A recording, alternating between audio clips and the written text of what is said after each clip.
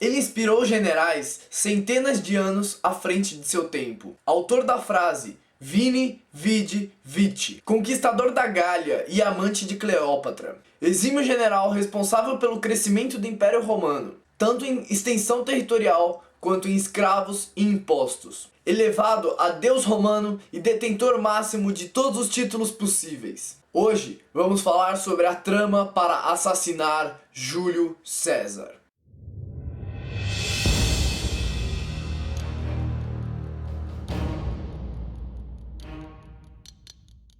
Caio Júlio César nasceu no ano 100 a.C., filho de uma família da baixa aristocracia romana. Porém, sua ascensão foi meteórica. Aos 16 anos, ele já era sacerdote de Júpiter e via-se nele um homem seguro do que falava e determinado no que fazia. Aos 18 anos, casou-se com a filha de um importante líder político, o que já demonstrava alguns de seus interesses. À época de César, a vida política romana era dividida em dois partidos: os populares, com uma nobreza enriquecida e também endividada, plebeus buscando direitos políticos e homens buscando uma renovação da política oligárquica que representava o Senado romano. Por outro lado, tinha-se os optimates, com membros das altas classes sociais romanas e que constituíam a maioria dos senadores, representantes de ideias tradicionais e conservadoras, contrárias a qualquer ascensão social que os plebeus pudessem ter. César soube sempre manipular tanto optimates quanto populares a seu favor. Porém, em seu fim, ambos os grupos tramaram contra o imperador.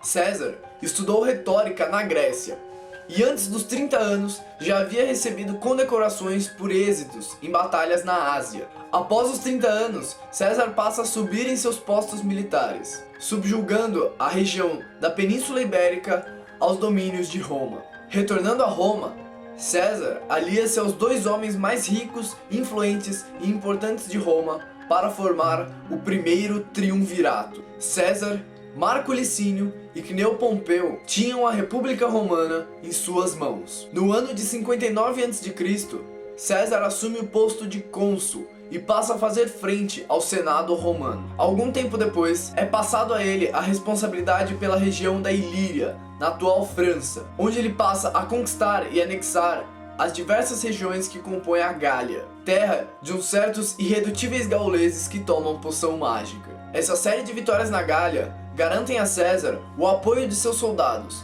que o veem como um líder generoso, corajoso e inteligente. Além, é claro, de garantir ao general maior sucesso e prestígio entre os grupos da alta sociedade romana. Porém, a guerra civil cai sobre Roma, e César sai vitorioso em uma luta contra seu antigo aliado, Cneo Pompeu.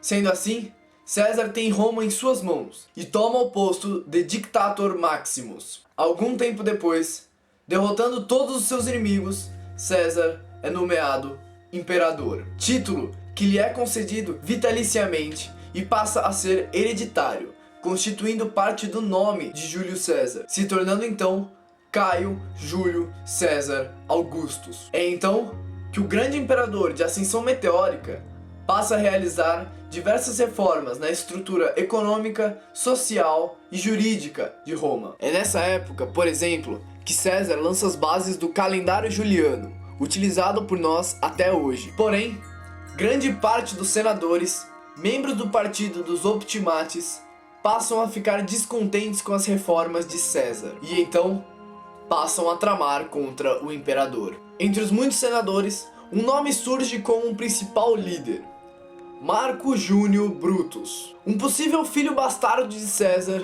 com a nobre Servilia Sepião. Além de Brutus, Caio Cássio e mais de 60 pessoas se envolvem na conspiração contra o imperador. Toda a organização foi feita em encontros secretos, marcados na casa de cada um dos senadores, que eram disfarçados de reuniões festivas ou até grandes comemorações. O medo de que César descobrisse sobre a conspiração é enorme, e todos os senadores temem que, se caso sejam descobertos, receberão a pior morte, a morte mais trágica possível. A ira de César cairia ferozmente sobre todos eles. A decisão dos conspiradores ganha fôlego quando César convoca o Senado romano para o dia 15 de março. Não haveria ocasião melhor para os assassinos. Nas reuniões do Senado, não eram permitidas qualquer posse de armas ou guardas para a defesa dos senadores. Dessa forma, César estaria indefeso, e não seria difícil para todos os homens ali presentes esconder adagas e punhais entre as suas vestes. Os romanos acreditavam muito no poder da sorte e na previsão do futuro por meio de visões, previsões, sacrifícios ou coincidências.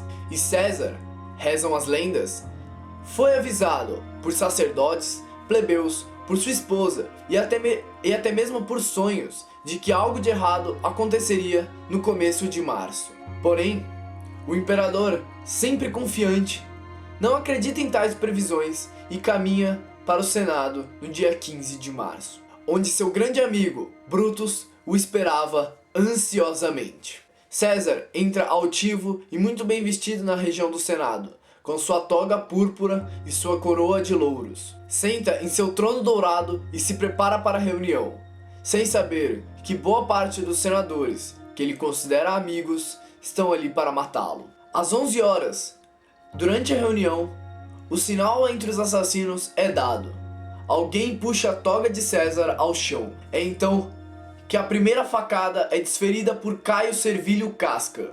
E logo depois, o terror se inicia. Todos os conspiradores partem para cima do imperador e passam a desferir apunhaladas, facadas, cortes sobre o peito e o estômago do grande general. As lendas dizem que foi nesse momento que César soltou uma de suas mais famosas frases: "Até tu, Brutus", referindo-se ao amigo em quem confiava. Ao todo, foram contadas mais de 30 feridas no corpo do senador. Foi somente à tarde que 3 escravos resgataram o corpo morto do imperador e levaram ele para casa. Os senadores, já preocupados, começam a se preparar para uma possível revanche feita por Marco Antônio. Porém, Marco Antônio firma uma paz muito tênue com os senadores, uma vez que se declarassem César como um tirano e digno de um assassinato, muitos dos feitos do imperador teriam que ser revogados, o que prejudicaria muitos senadores.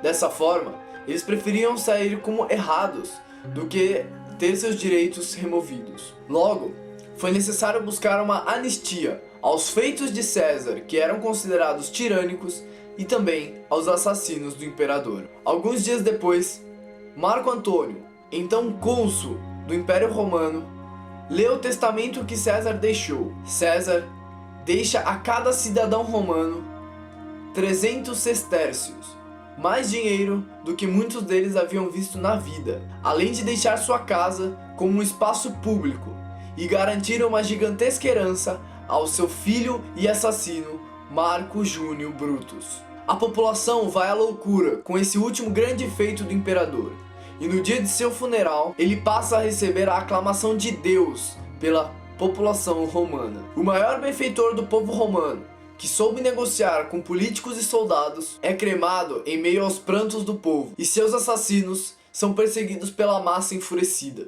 Marco Antônio tem de lidar com a revolta da população e permite que somente alguns senadores sejam perseguidos, aqueles com menor prestígio. Porém, mesmo assim, dali a 3 anos, a maior parte dos senadores que conspiraram contra César já estaria morta. César passa a ser considerado Deus romano, e em seu nome são feitas alianças e selados contratos. O imperador que renovou a política romana e pagou caro por sua ousadia. Caio Júlio César deixou sua marca na história como um dos maiores generais e estadistas que o mundo já viu. Ele é a primeira figura da série Atentados Políticos, e você não pode deixar de acompanhar os próximos vídeos. Se inscreva no canal e curta a página no Facebook. Deixe o seu gostei e os seus comentários com críticas, sugestões e dúvidas. Até a próxima!